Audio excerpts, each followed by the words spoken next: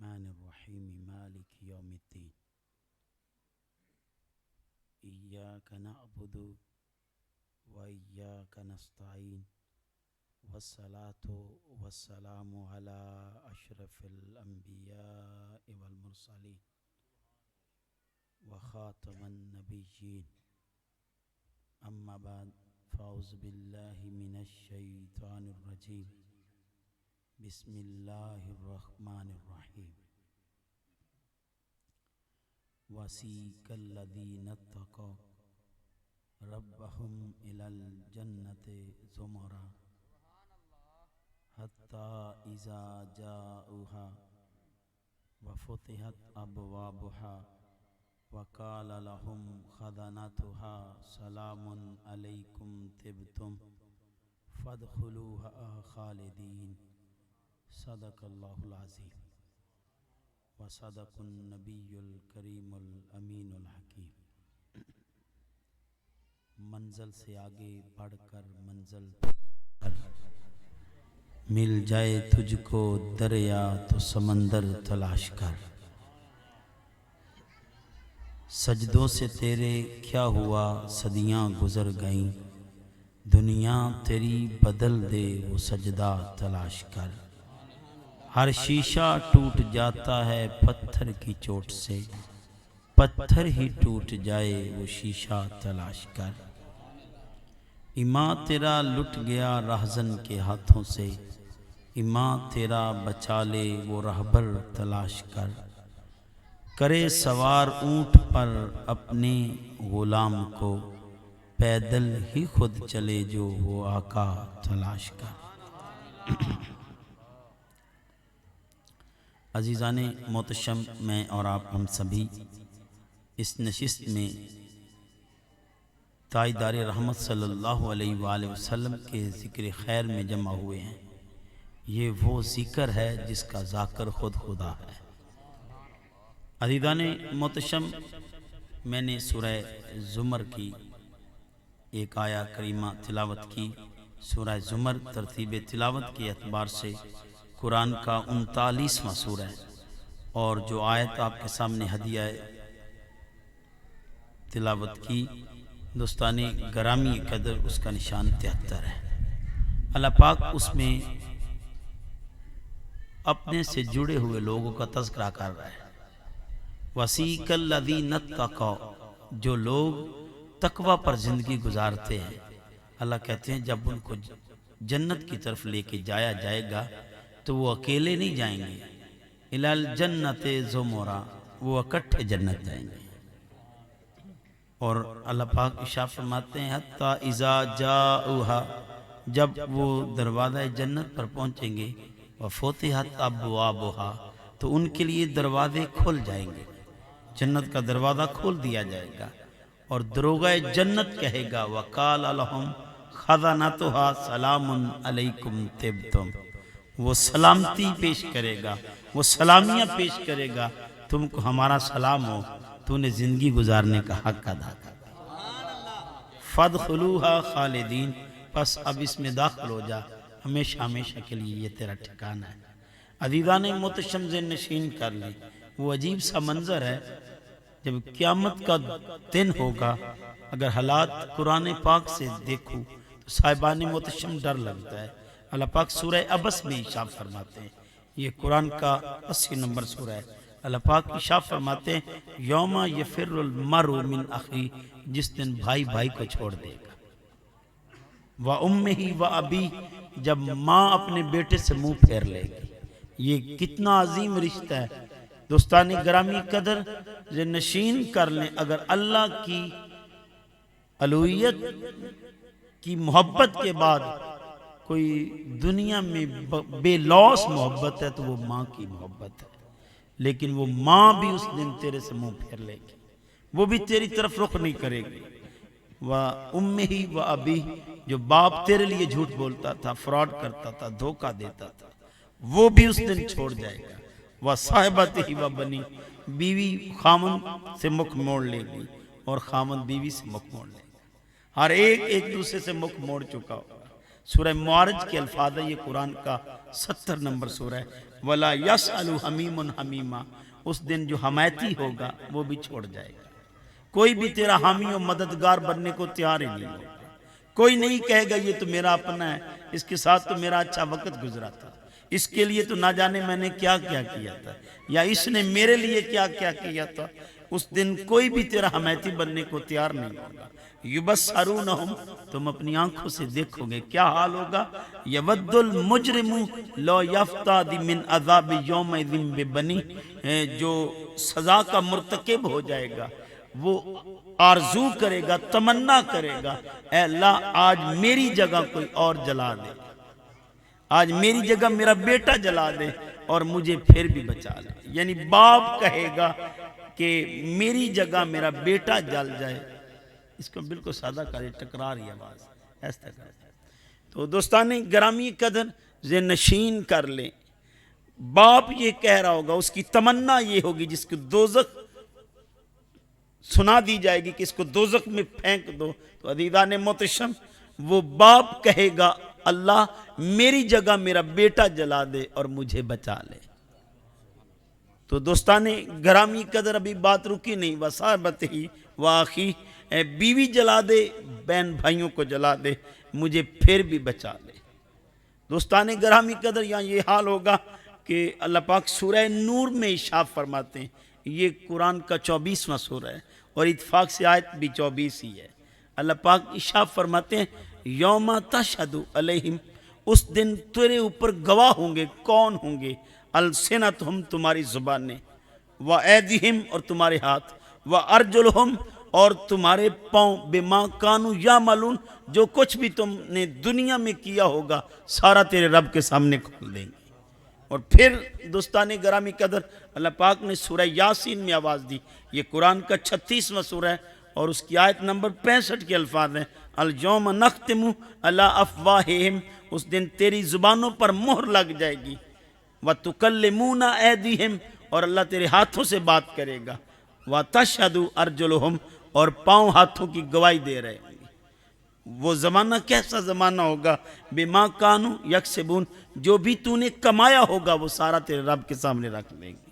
عزیزان محتشم ذہن نشین کر لیں، اور اللہ پاک سورہ فصلات میں ارشاد فرماتے ہیں، اسے حامیم سجدہ بھی کہتے ہیں، یہ قرآن کا 41واں سورہ ہے، اور اللہ پاک ارشاد فرماتے ہیں اس کی آیت نمبر 20 میں کہ اس دن حال کیا ہوگا، حتیٰ اذا ما جاؤہا، جب تو میرے سامنے لایا جائے گا، میرے سامنے حاضر ہوگا، شاہدہ علیہم، تجھ پر گواہ ہوں گے، سمعہم، تمہارے کان، وابصارہم، تمہاری آنکھیں، وجلودہم، اور تمہاری یہ جلد بھی مجھے بتائے گی تو کیا کرتا رہا ہے، تیرے سارے کرتوت۔ میرے ایک خالو ہیں، وہ سوال کرتے ہیں کہ پھر تکلیف اذیت اللہ کسے دے گا، سزا کسے ہوگی، جب ساری چیزیں ہی تو بندے کے خلاف بول رہی ہیں، تو سزا پھر کس کو ہے؟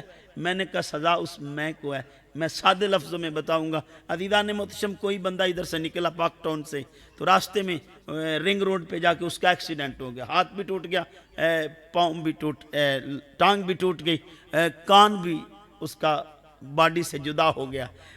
بندے اس کو پوچھنے آئے، عیادت کے لیے آئے، اس کی تیمارداری کے لیے آئے، تو بتا یار کیا حال ہے؟ اس نے کہا میرا ہاتھ بھی ٹوٹ گیا ہے اور میری ٹانگ بھی ٹوٹ گئی ہے، میرا کان بھی اتر گیا، لیکن میں بچ گیا ہوں، میں بچ گیا ہوں، اس میں کو اللہ نے سزا دینی ہے۔ اللہ پاک ارشاد فرماتے ہیں افرأیت من اتخذ الہہ ہوا، محبوب آپ نے دیکھا نہیں کچھ لوگوں نے اپنے نفس کو اپنا معبود بنا لیا۔ اسی کی خاطر صاحب اگر نفس کو معبود نہ بناتے تو ماں باپ کو دھکے نہ پڑتے، اگر نفس کو معبود نہ بناتے تو آنکھوں میں بے حیائی نہ ہوتی، لوگوں کے ساتھ دھوکہ دہیاں نہ ہوتی، اگر نفس کو معبود نہ بناتے تو صاحبان محتشم یہ ہاتھوں سے لوگوں پر ظلم نہ کرتے، اگر نفس ہمارا معبود نہ ہوتا تو دودھ میں کبھی بھی پانی نہ ملایا جاتا۔ یہ نفس کو معبود بنا لیا، اسی نفس کو اللہ پاک نے سزا دینی۔ او صاحبان محتشم ذہن نشین کر لیں، یا یہ حال ہوگا، ہر ایک ایک سے بھاگ رہا ہوگا، لیکن میرے رب کریم کہہ رہے ہیں، اب میں ایک آیت اور ہدیہ کر رہا ہوں، یہ سورہ زخرف ہے، یہ قرآن کا 43واں سورہ ہے، اور اس کی آیت نمبر 67 کے الفاظ ہیں. اللہ پاک ارشاد فرماتے ہیں الاخلاء یومئذ بعضهم لبعض عدو. اس دن تو جو جگری دوست ہیں جن کے بغیر گزارا ہی نہیں تھا، جن کے بغیر محفلیں نہیں سجتی تھی، جن کے آنے پہ چہروں پہ رونق آ جاتی تھی، دوست لطافتیں بھر جاتی تھی محفلوں میں، یا وہ آیا ہی نہیں تو آج مزہ ہی نہیں ہے، وہ آتا تو مزہ آ جاتا. تو دوستان گرامی قدر، جن کے بغیر آپ کا دل بے چین رہتا ہے، اللہ کہتے ہیں وہ جگری دوست بھی تیرے دشمن بن چکے ہوں گے. لیکن جہاں دشمنیاں پل رہی ہوں گی وہاں ایک اللہ اور بھی نوید سنا رہا ہے الا المتقین. لیکن جنہوں نے تقوی پر زندگی گزاری ہوگی، جنہوں نے اللہ کے ڈر میں، اللہ کے خوف میں، اللہ کی خشیت میں زندگی گزاری ہوگی، وہ اکیلے جنت میں نہیں جائیں گے.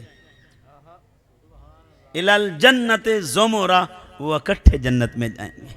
عزیزان محترم، ایک حدیث کے الفاظ ہیں، سید عالم صلی اللہ علیہ وآلہ وسلم ارشاد فرماتے ہیں کچھ لوگوں کو اللہ پاک کہے گا جنت میں چلے جاؤ، وہ انکاری ہو جائیں گے، حالانکہ جنت سے بڑا انعام کوئی نہیں.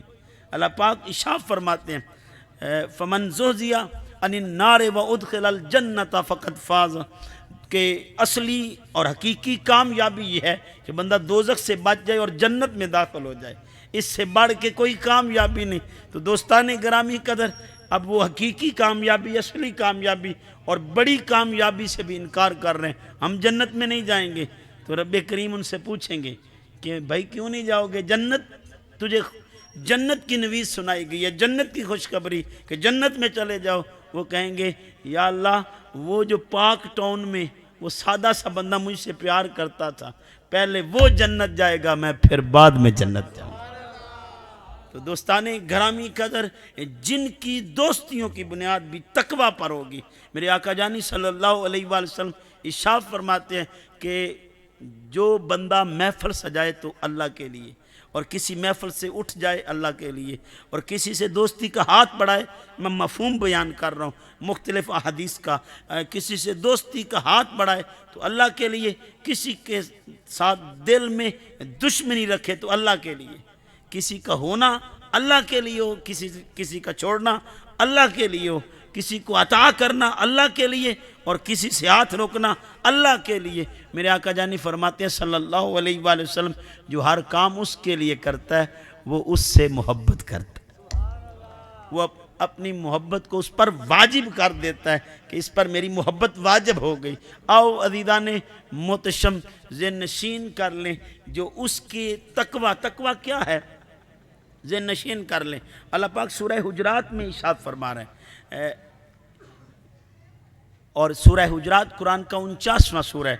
اللہ پاک ارشاد فرماتے ہیں یا ایھا الناس، اے لوگو، انا خلقنکم من ذکر و انثی، اے انسانوں ہم نے تجھے تخلیق کیا مرد اور عورت کے مجموعے سے، وجعلناکم شعوبا، اور تمہاری ذاتیں بنائیں، وقبائل، اور تمہارے قبیلے بنائے، لتعارفوا، پہچان کے لیے، شناخت کے لیے، اکڑنے کے لیے نہیں، غرور کے لیے نہیں، گھمنڈ کے لیے نہیں، اترانے کے لیے نہیں ہے، یہ صرف تیرے تعارف کے لیے.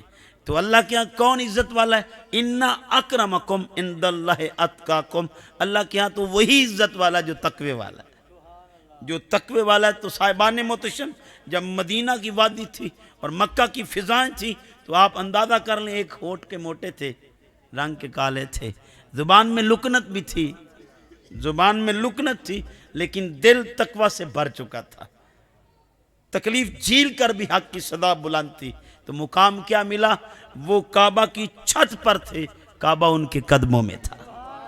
آؤ عزیزان محتشم، اللہ پاک ارشاد فرماتے ہیں جب ان کو جنت کی طرف لے کے جائے گا تو وہ اکیلے نہیں جائیں گے. لوگ پوچھتے ہیں یار یہ مرشد اور مرید کا تعلق کیا ہے؟ لیکن آج تو نظام ہی اور ہے. آج تو ہم لالچ کے لیے، دنیاوی غرضوں کے لیے ایک دوسرے کے ساتھ تعلق قائم کرتے ہیں. پیر بھی پکڑتے ہیں تو ہم گاڑی دیکھ کے یا منصب یا اس کی حیثیت دیکھ کے پکڑتے ہیں، ہم یہ نہیں دیکھتے کہ یہ اللہ کے ساتھ اس کا تعلق کتنا ہے. تو صاحب، جو اللہ کی بنیاد پر تعلق ہوگا اور تقوی پر تعلق ہوگا، میرے رب کریم کہہ رہے ہیں وہ اکیلے جنت میں نہیں جائیں گے. الی الجنت زمرہ، وہ ہاتھوں میں ہاتھ ڈال کے جنت میں جائیں گے، وہ گروہ در گروہ جنت میں جائیں گے.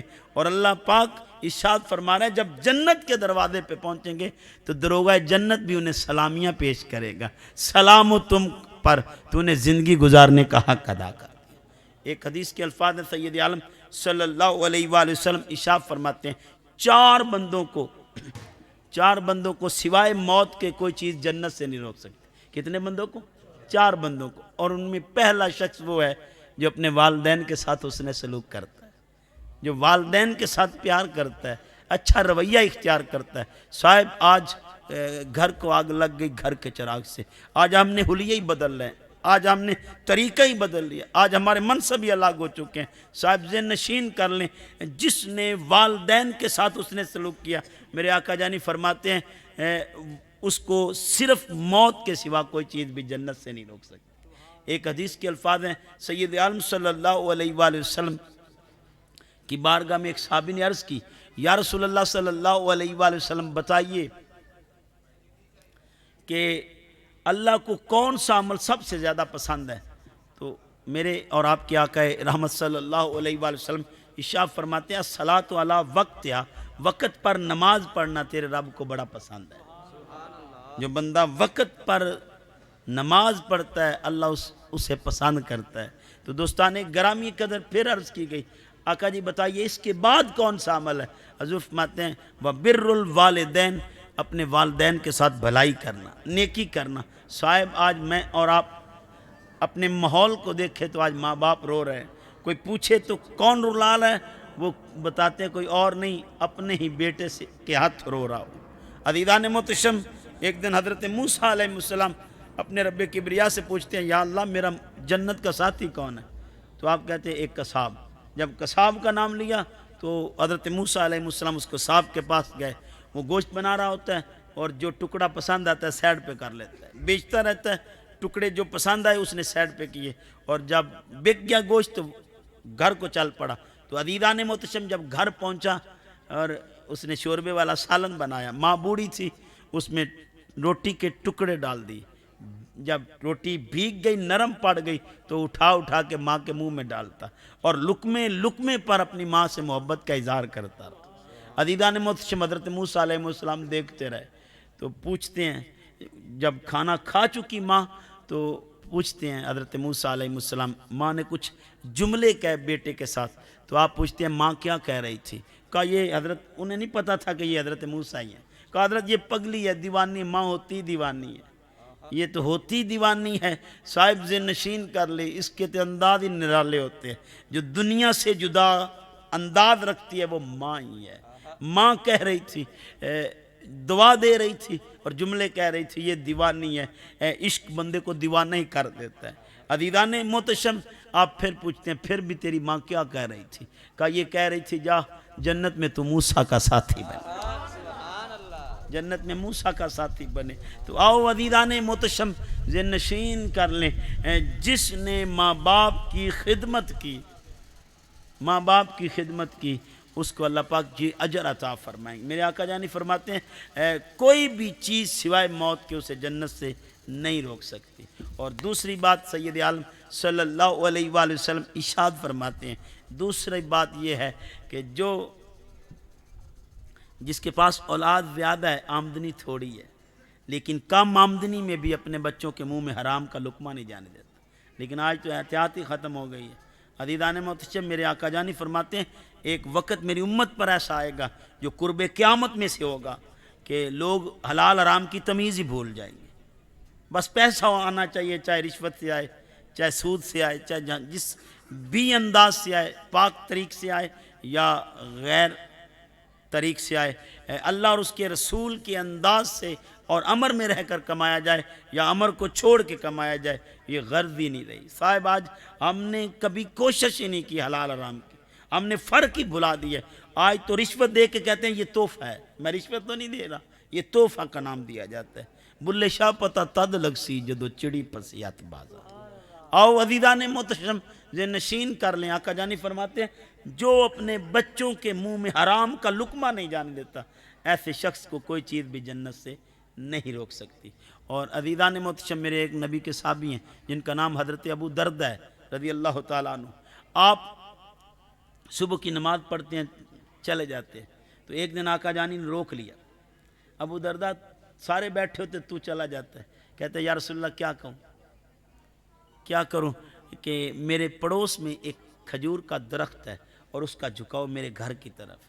آقا جی صلی اللہ علیہ وآلہ وسلم میں اس لیے چلا جاتا ہوں، جب صبح کی ہوائیں ٹھنڈی ٹھنڈی مدینہ کی وادی میں داخل ہوتی ہیں، اس کھجور کے درخت کو ہلا دیتی اور کھجوریں میرے گھر میں گر جاتی ہیں۔ آقا جی بھاگ کے اس لیے جاتا ہوں کہیں بچے اٹھا کے منہ میں نہ ڈال لیں اور حرام کا لقمہ ان کے منہ میں نہ چلا جائے۔ آؤ عزیزان محتشم، آج میں اور آپ اپنے گریبان میں جھانکیں۔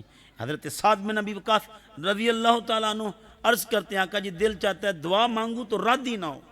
حضور فرماتے ہیں ایک کام کر لو، سید عالم صلی اللہ علیہ وآلہ وسلم سے عرض کرتے ہیں یا رسول اللہ کون سا کام؟ تو تاجدار رحمت صلی اللہ علیہ وآلہ وسلم ارشاد فرماتے ہیں سعد اگر مستجاب الدعوات بننا چاہتا ہے تو اپنے رزق کو پاک کر لے، جس کا رزق پاک ہو وہ دعا کے لیے ہاتھ اٹھائے تو اللہ قبول فرماتا ہے۔ تو آؤ عزیزان محتشم، آج میں اور آپ احتیاط ہی نہیں کرتے، ہم نے کبھی کوشش ہی نہیں کی، کاوش ہی نہیں کی۔ صاحبان محتشم، حضرت مولانا شاہ مرزا خان بریلوی سے کسی نے مسئلہ پوچھا کہ حضرت بتائیے کسی کی یہ پتنگ اکثر کٹ جاتی ہے، تو کٹی پتنگ آ جائے ہاتھ میں تو اس کے ساتھ ڈور بھی ہوتی ہے، پتنگ تو خیر پھٹ جاتی ہے لیکن ڈور تو باقی رہتی ہے، کیا اس ڈور سے نفع حاصل کیا جا سکتا ہے؟ تو حضرت کا جواب سنیے، آپ فرماتے ہیں 6 ماہ تک انتظار کیجئے، 6 ماہ تک مالک کا انتظار کرو اور 6 ماہ کے بعد اسی مالک کے نام صدقہ کر دو۔ آؤ دوستان گرامی قدر، آج میں اور آپ اپنے گریبان میں جھانکیں۔ حضرت امام احمد بن حنبل فرماتے کہ ایک خاتون میرے پاس آئی اور اس نے عرض کی آپ امام فقہ ہیں اور مجھے یہ جواب بتائیں، میں بڑی پریشان ہوں کہ میں سوت کاٹتی ہوں دن کے اجالے میں بھی اور چاند کی چاندنی میں بھی۔ اب چاند کی چاندنی میں روشنی کم ہوتی ہے تو سود کی کوالٹی بھی کم ہوتی ہے، اور دن میں چونکہ اجالا ہوتا ہے اور سود کی کوالٹی بھی اعلیٰ ہوتی ہے، لیکن دونوں سود میں اکٹھے رکھتی ہوں اور بیچتی ہوں ایک ہی قیمت پر۔ اب کوالٹی میں تھوڑا فرق ہے، چاند کی چاندنی میں کوالٹی تھوڑی نرم ہوتی ہے، تھوڑی ہلکی ہوتی ہے، اور جو دن کے اجالے میں میں سود کاٹتی ہوں اس کی کوالٹی اعلیٰ ہوتی ہے، تو دونوں کا ایک ہی ریٹ اور مکس کر کے بیچتی ہوں، کہیں میں حرام تو نہیں کھاتی۔ صاحبان محتشم، حضرت امام احمد بن حنبل فرماتے ہیں میرے اوپر سکتہ طاری ہو گیا، یہ خاتون کیا بات کر رہی ہے، اتنی احتیاط؟ تو آپ فرماتے ہیں جب میں اس کیفیت سے باہر آیا تو میں نے کہا خاتون تقویٰ کے جس معیار پر اور جس منزل پر تو پہنچ چکی ہے وہاں تو حرام ہو چکا ہے، لیکن یہ شریعت میں جائز ہے۔ آؤ عزیزان محتشم ذہن نشین کر لیجئے، یہ انداز تھے ہمارے اسلاف کے، حلال حرام کی اتنی تمیز تھی، لیکن آج ہم بھول گئے۔ آج خطیب کو کوئی خبر نہیں، آج نعت خواں کو کوئی خبر نہیں، آج پیر کو کوئی خبر نہیں حلال حرام کی، ہم تمیز ہی بھول چکے ہیں۔ ہم تو سمجھتے ہیں یہ دنیا، یہ جہان میٹھا اگلا کہاں ڈٹھا، ہم تو سمجھتے ہیں بس اسی جہان میں ساری موج مستیاں کرنی ہیں۔ صاحب بلے شاہ نے اسی لیے کہا تھا بلے شاہ پتہ تد لگ سی جدو چڑی پھسیت بات تو ہم اللہ کی کرتے ہیں اور سارا کچھ اللہ سے دور کر دیتے ہیں۔ صاحب ذہن نشین کر لیں، آج کے بعد آپ نے ارادہ کر کے، یہ باتیں تھوڑی سخت ہوتی ہیں اور انداز بھی اتنا اچھا نہیں ہے، لیکن میری کوشش ہوتی ہے کہ میں اس انداز کو اپناؤں کہ دل سے باتیں کروں تاکہ آپ کے دل تک پہنچ جائیں۔ عزیزان محتشم ذہن نشین کر لیں، ہم نے اس بات کو بھلا دیا۔ آج پیر سے وقت لینا ہو تو نہ جانے کتنے پاپڑ بیلنے پڑتے ہیں، آج کسی خطیب سے ٹائم لینا ہو تو کتنے پاپڑ بیلنے پڑتے ہیں، آج نعت خواں نقیب کتنے قیمتی ہو چکے ہیں۔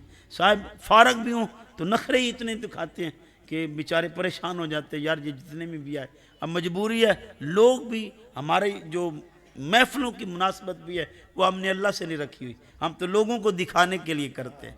آج تو دکھاوا ہی بڑا ہو چکا ہے۔ صاحب دکھاوا یہ نہیں کہ لوگ دیکھ رہے ہیں، دکھاوا یہ ہے کہ آپ کے عمل کا تعلق اس سے نہ رہے، اس سے نہ رہے۔ ریاکاری یہ نہیں ہے کہ لوگ دیکھ رہے ہیں، میں کسی کو دے رہا ہوں، یہ ریاکاری نہیں ہے، اگر میں دے اس کے لیے رہا ہوں۔ ریاکاری وہ ہے میں کسی کو دے رہا ہوں تو دکھانے کے لیے دے رہا ہوں کہ لوگ دیکھیں، واہ واہ کریں، آش کر اٹھیں، تو یہ دکھاوا ہے۔ عزیزان محتشم ذہن نشین کر لیں، ذہن نشین کر لیں۔ اللہ پاک ارشاد فرماتے سورہ بقرہ میں ان تبدوا الصدقات فنعم ہی، اگر تو ظاہر بھی صدقے دے تو یہ بہتر ہے۔ وَإِن تُخْفُوهَا وَتُؤْتُوهَا الْفُقَرَاءَ، اور اگر تو چھپا کے دے تو یہ اس سے بھی بہتر ہے۔ فَهُوَ خَيْرٌ لَكُمْ، تو یہ اس سے بھی بہتر ہے۔ اب یہ ریاکاری تو نہ رہی، پھر ریاکاری کیا ہے؟ تو دوستان گرامی قدر ذہن نشین کر لیں۔ اللہ پاک سورہ بقرہ میں ارشاد فرماتے ہیں یا ایھا الذین آمنوا لا تبطلوا صدقاتکم، اپنے صدقے ضائع نہ کرو، بالمن والاذی، لوگوں کو جتلا کر، احسان جتلا کر اور تکلیف دے کر۔ یار میں نے تجھے یہ کپڑے لے کے دیے، میں نے آج تیرے کاروبار چلائے ہیں، تو لوگوں کو جتلا کر اور اذیت پہنچا کر دوستان گرامی قدر اپنے صدقے ضائع نہ کرو۔ کالذی، اس شخص کی طرح، ينفق مالہ رعاء الناس، جو ریاکاری میں مال خرچ کرتا ہے، دکھاوے کے لیے خرچ کرتا ہے، اللہ کے لیے نہیں کرتا۔ جو اللہ کے لیے کرتا ہے وہ تو کسی کو جتلاتا ہی نہیں۔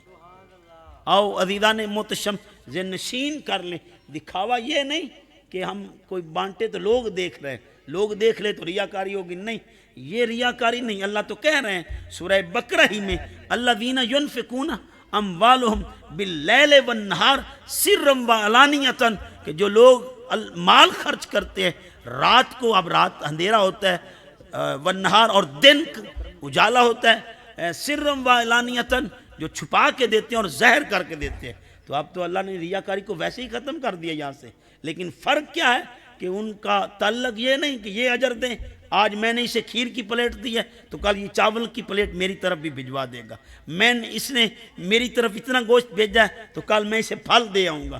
تو اب ہم تو یہ کرتے ہیں، لیکن اللہ پاک ارشاد فرماتے ہیں اس کا تعلق یہ نہیں، فَلَهُمْ أَجْرُهُمْ عِنْدَ رَبِّهِمْ، جب دے میرے نام پر رہا ہے تو اس کا اجر بھی میری طرف ہی ہے، وہ میری طرف ہی دھیان رکھے۔ تو دوستان گرامی قدر ذہن نشین کر لیں۔ تو آج ہم نے یہ سارا کام ہی بھلا دیا، آج ہم ہٹ گئے اپنے اس انداز سے۔ آج تو دوستان گرامی قدر محفلیں بھی سجاتے ہیں تو لوگوں کو دکھاوے کے لیے ہیں، شریک سردے ہی رہ گئے، بڑے بڑے نعت خواہ سردے نہیں، شریکوں کو جلانے کے لیے نہیں، ہم تو مصطفیٰ کو منانے کے لیے محفل کریں، یہ اس انداز میں کریں۔ آؤ صاحبان محتشم ذہن نشین کر لیں۔ آج کسی سے وقت لینا، وہ کہتا ہے اتنے پیسے میں سناؤں گا، میں کبھی کبھی سوچتا ہوں اللہ اگر تیرے محبوب بھی ایسا کرتے تو ہم جاتے کہاں، ہم کس کے دار پہ جا کے دستک دیتے۔ آج خطیب کہتا ہے میرے پاس وقت ہی نہیں ہے، کیا کروں، گاڑی تو پٹرول پہ ہی چلتی ہے۔ صاحب ذہن نشین کر لیں، طائف کی وادی ہے اور میرے آقا جانی دوستان گرامی 70 سے زائد کلومیٹر سفر ہے، اور سفر بھی پہاڑی ہے۔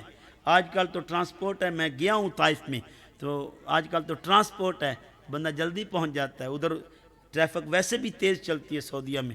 عزیزان محتشم، لیکن میرے آقا جانی صلی اللہ علیہ وآلہ وسلم پیغام توحید لے کر جب طائف کی وادی میں پہنچے، کوئی فیس لے کے نہیں پہنچے تھے، کوئی پھول کی پتیاں نہیں برسی تھیں، لوگوں نے دعوت نہیں دی تھی کہ آؤ ہمیں پیغام توحید سناؤ۔ میرے آقا جانی پیغام توحید لے کر جب طائف کی وادی میں پہنچے تو لوگوں نے پھول نہیں برسائے، لوگوں نے پتھر مارے، لوگوں نے پتھر برسائے۔ میرے نبی نے نہیں کہا میں نے اچھا تم نہیں ہدایت پکڑتے تو نہ کرو، نہیں صاحب، اللہ نے پیغام بھیجا، محبوب ذرا لب تو کھولیے پھر دیکھیں میں انہیں کیسے ہلاک کرتا ہوں۔ ایک دفعہ ذرا لب کھول کر یہ کہہ دیجئے اللہ انہیں ہلاک کر دے، اللہ کہہ رہا ہے محبوب کو ہلاک کر دے۔ تو دوستان گرامی قدر ذہن نشین کر لیں، اب رب کبریا جلال میں ہیں اور کہہ رہے ہیں کہ محبوب ذرا لب تو کھولیے اور کہہ دیجئے کہ ان کو ہلاک کر دے۔ تو دوستان گرامی قدر ذہن نشین کر لیں، اب اتنے جلال میں ہے تو اللہ ان کو ہلاک کر دے۔ کہا نہیں کروں گا جب تک محبوب نہیں کہے گا۔ یہ بتانا مقصود تھا کہ میں اللہ اس وقت تک کافروں کو سزا نہیں دیتا جب تک مصطفیٰ کی مرضی نہ ہو، تو ان کے امتیوں کو کیسے سزا دوں گا۔ آؤ عزیزان محتشم، میرے رب کریم نے جب اپنے محبوب کو یہ پیغام بھیجا تو محبوب کیا کہتے ہیں؟ اللہم اہدی قومی، اے اللہ میری قوم کو ہدایت عطا فرما، قوم کو ہدایت عطا فرما۔ یہ انداز لے کے آئے صاحب، تکلیف میں بھی ہیں تو بد دعا نہیں دے رہے، پھر جنہوں نے پیغام نہیں سنا عزیزان محتشم ان کے دل میں بھی میرے آقا جانی نے اسلام کا پرچم بلند کر دیا۔ تو آؤ اپنے دل کو بدلیے۔ آج ہم یہ نظام جو ہمارے ہاں بن چکا ہے اس کو توڑ ڈالیے اور اس نفس کے بت کو آج گرا دیجیے، اس نفس کو جو معبود بنا دیا ہے اور اس کی خاطر ہی ہم سارا کام کرتے ہیں۔ ہر عمل کا تعلق اس نفس کے ساتھ جڑا ہوا ہے، اس نفس کے بت کو گرا دیجیے۔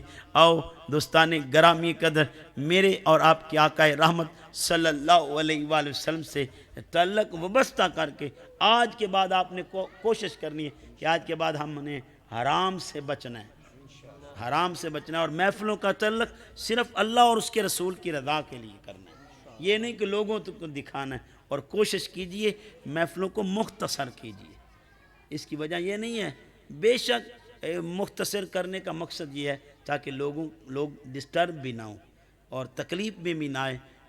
عزیزان محتشم ہزاروں باتیں بھی سناتے رہیں، ایک بات بھی اگر پلے پڑ جائے تو وہ بھی کافی ہے۔ تو عزیزان محتشم چونکہ بیٹی کے سلسلے میں باقی دو جو اور شخصیات ہیں ان پر بات پھر کبھی سی، لیکن بیٹی کے سلسلے میں بیٹی ہے تو حضرت موسیٰ علیہ السلام اللہ پاک سے پوچھتے ہیں یا اللہ تو جب راضی ہو تو کیا کرتا ہے؟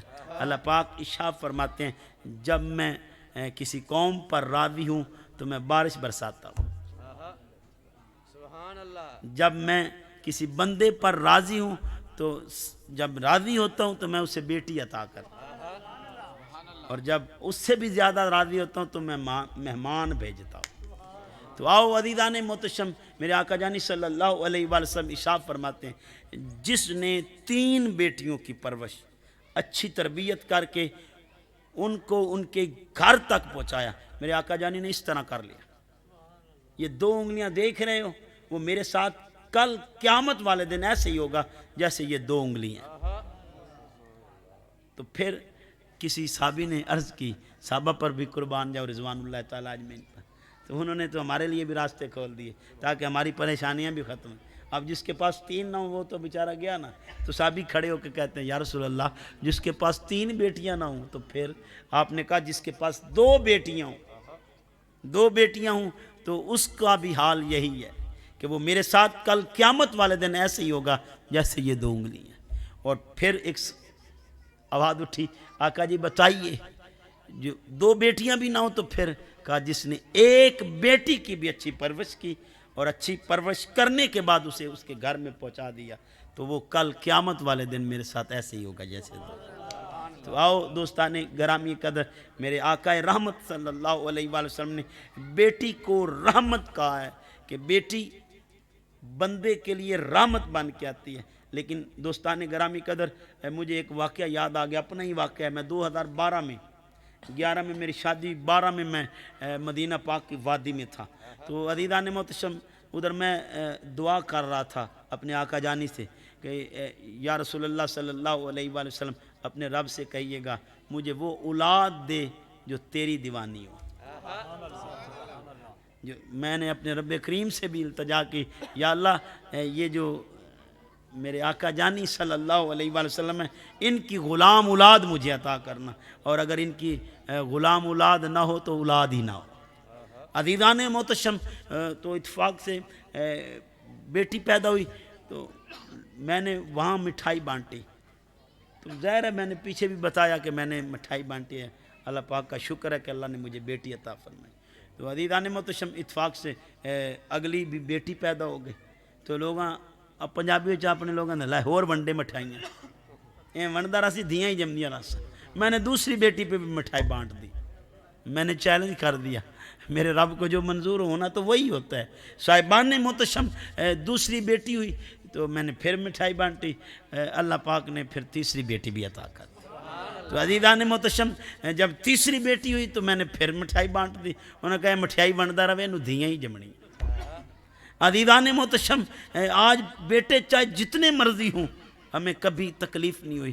صاحب بیٹیوں کو عزت دیں، یہ بیٹیوں کو عزت میں اور آپ نہیں دے رہے، میرے آقا رحمت۔ ابھی نقیب محفل نے کتنی پیاری بات کی ہے کہ میرے آقا رحمت یہ محبت دکھا رہے ہیں یہ محبت کا پہلو دکھا رہا ہے کہ اپنی بیٹیوں کو تکریم دو، عزت دو. یہ عزت کسی اور نے نہیں دی، میرے آقا جانی نے خود دی ہے. آج تو صاحب میں بڑی کوشش کرتا ہوں جب بیٹی سے ملوں تو کھڑے ہو کے ملوں، لیکن پھر بھی نہیں ہے اتنی کر پاتا. میں کہتا ہوں یا رسول اللہ آپ کی عظمت پر قربان جاؤں. میں پھر کوشش کرتا ہوں کھڑے ہو کے ملوں، میں اپنے آقا کی ادا کو دہراؤں، لیکن کبھی کبھار پھر رہ جاتا ہوں. پھر کہتا ہوں میں یا رسول اللہ صلی اللہ علیہ وسلم یہ بات مجھ سے پھر رہ گئی، معاف کر دیجئے گا. بیٹیوں کو تکریم دی ہے میرے آقا رحمت صلی اللہ علیہ وآلہ وسلم نے. تو آج میں اور آپ اپنے گریبان میں جھانکیں. آج بیٹی کی پیدائش پہ لوگ فون کر کے بتاتے نہیں. میں نے دوستان گرامی قدر پھر تیسری بیٹی پر لوگوں کو بتایا نہیں، لوگ مبارکباد ہی نہیں دیتے. وہ مردھی جام پئی صاحبان محتشم، وہ ایک الگ بات ہے. اللہ پاک نے اس کے بعد 2 بیٹے دیے، یہ ذہن نشین کر لیں. لیکن مجھے بڑی تکلیف ہوئی، اللہ پاک نے بیٹیاں دی، اور بیٹیاں تو اللہ کی رحمت ہے. اب 3 رحمتیں جب آ جائیں گھر میں تو عزیزان محتشم، جب اللہ کی رحمت بار بار آپ کے گھر میں اتر رہی ہو، اللہ کے نبی کہہ رہے ہیں یہ رحمت ہے، تو رحمت پہ دوستان گرامی کا افسردہ ہوا جاتا ہے کہ خوشیاں منائی جاتی ہیں. تو آج میں اور آپ اپنے مزاج میں دیکھیں، ہم تو اللہ کی رحمت آ رہی ہو تو افسردہ ہو جاتے ہیں. تو یہی کہہ سکتا ہوں کہ دوستان گرامی قدر کہ ہم نے ان باتوں سے دل لگا لیا ہے جو ہماری من مانی ہے، اور ان باتوں کو چھوڑ دیا ہے جو امر الہی ہے، جو اللہ ہمیں دے رہا ہے. آؤ عزیزان محتشم، آج کے بعد ہم نے کوشش کرنی ہے. ہم نے 2 کام سیکھے ہیں. ایک تو والدین کی خدمت کرنی ہے، کریں گے نا، والدین کی خدمت کرنی. دوسرا کام ہم نے سیکھا کہ ہم نے حلال حرام کی تمیز کرنی ہے. آج کے بعد حرام سے بچنے کی کوشش کرنی ہے. اور عزیزان محتشم، تیسری بات جو ویسے سیکھی وہ یہ کہ آج کے بعد بیٹی پہ افسردہ نہیں ہونا، بلکہ بیٹی کی آمد پہ رحمت سمجھ کے دل کو مغموم نہیں کرنا، بلکہ مسرت میں رکھنا ہے. یا اللہ تیرا کتنا احسان ہے، تو نے میرے گھر میں رحمت عطا کی. اور تو میں حافظ صاحب کی اس محبت والہانہ انداز پر اور بیٹی کی پیدائش پر جو انہوں نے انداز اپنایا، دل میں خوشی ہوئی. تو اللہ پاک ان کی بیٹیوں کو سلامت باکرامت رکھے، اور اللہ پاک ان کی زندگیوں میں جو تکلیفیں تھی یا آنی ہیں تو اللہ پاک وہ ساری ختم کر دیں، اور اپنے محبوب کی محبوب بیٹی حضرت سیدہ پاک کے صدقے میں ان پر اپنی خاص رحمتوں برکتوں کا نزول فرمائے. اگر میری باتوں سے کسی کی بھی دل آزاری ہوئی ہو تو میں معذرت چاہتا ہوں. اللہ پاک یہ باتیں میری اپنی پاک بارگاہ میں قبول فرمائے. وآخر دعواہم ان الحمدللہ رب العالمین. میں آپ سے اجازت چاہتا ہوں. السلام علیکم ورحمۃ اللہ.